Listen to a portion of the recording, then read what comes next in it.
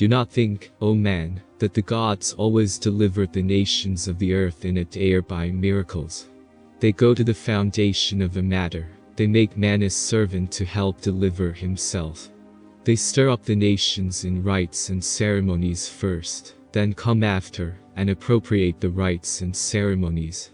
And the women look on, receiving the spirit of the matter in their souls, the act of which entails, or inescapably brings about, on their offspring, that which is desired by the gods. With the hosts of high heaven, unseen by mortals, the Lord stir up the whole world. In one generation, behold, a new race is born. Man is unfitted for dangerous war, and is no longer the delight of Drujas hanging around, lurking about. So the Drujas and the familiars turn from the peaceful earth, to them stale and unprofitable and bloody entertainments, to find their own petty kingdoms broken down and gone. Be wise, O man, and angels of earth. Hear the voice of your brother, Apollo, god of three worlds. I will tell you a great secret. These are the words of your creator, XIV. Man and woman are procreators. Those whom they beget are theirs, says XIV. Not for a day, but forever. Take notice of your offspring, O woman. Take notice, O man. Will you be entailed with drudge, to pull you down? Will you choose offspring to glorify XIV? Have your people not boasted, O earth? Have they not said, O the poor ancients? Well, I, Apollo, say this now currently. What of them, those of present day? Will they turn away from the idols of Apollo, and set up on their own account? Can the people hand down a name and models to live forever? So I, Apollo, founded Gao in the place Hord had been, extending over Japheth, Shem and Ham, and the rest of the atmospherian heaven I divided among my 10,000 lords and lordesses, whom I selected and ordained in the manner of the ancients. And the lords established themselves in kingdoms, both on earth and in heaven.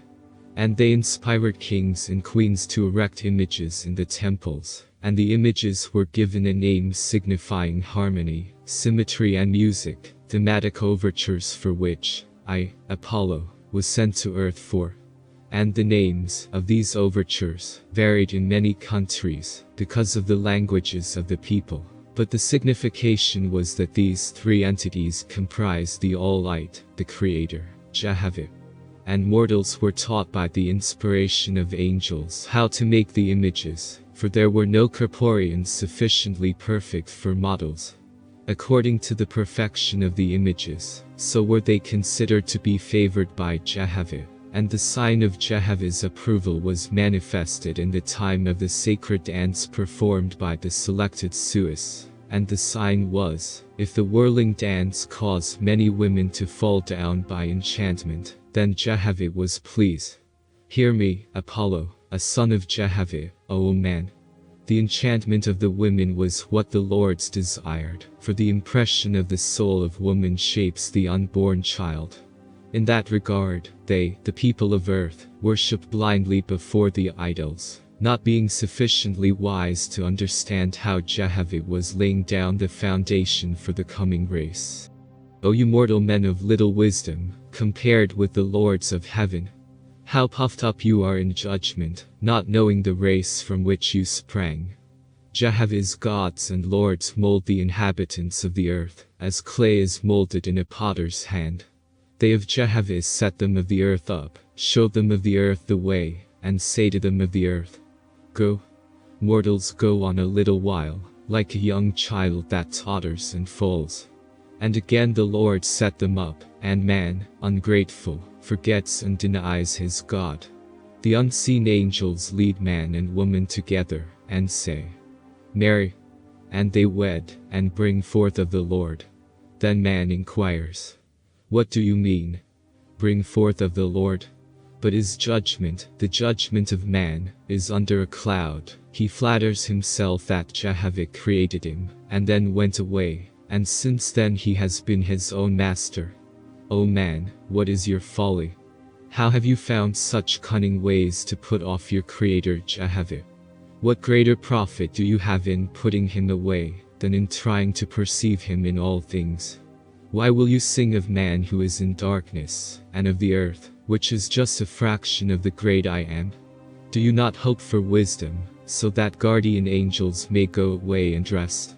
Why should they, your guardian angels, stand over you day and night, to keep away familiars, fiedles and drudges? Who shall close your mouth against falsehood, and your lips against cursing your Creator XIV? Do you not hope, O man, that a wiser age will follow? When shall man learn harmony, symmetry and music? Who will hire a musician that constantly puts his instrument out of tune? Why should the gods applaud men or angels who do not live attuned to the All-Highest? Show me one who is as good as his understanding, who lives as wisely as his goodness desires he should.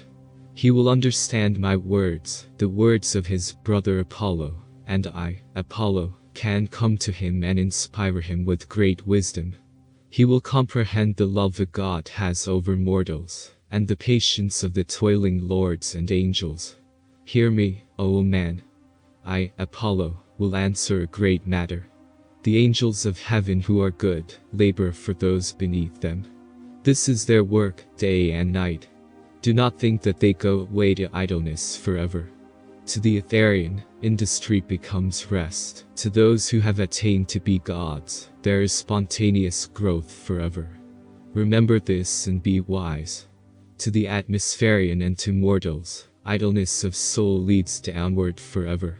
Remember this also, and be wise. Behold the rose and the lily, they are perfect in their order.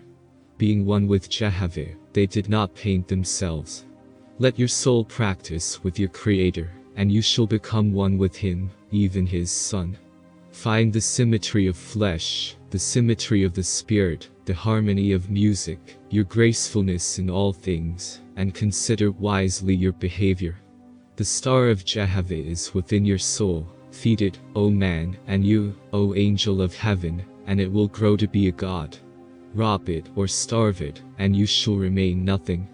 It is weak and dim in the vein, when for self alone. It is bright and of great power in him who forgets himself in laboring for others.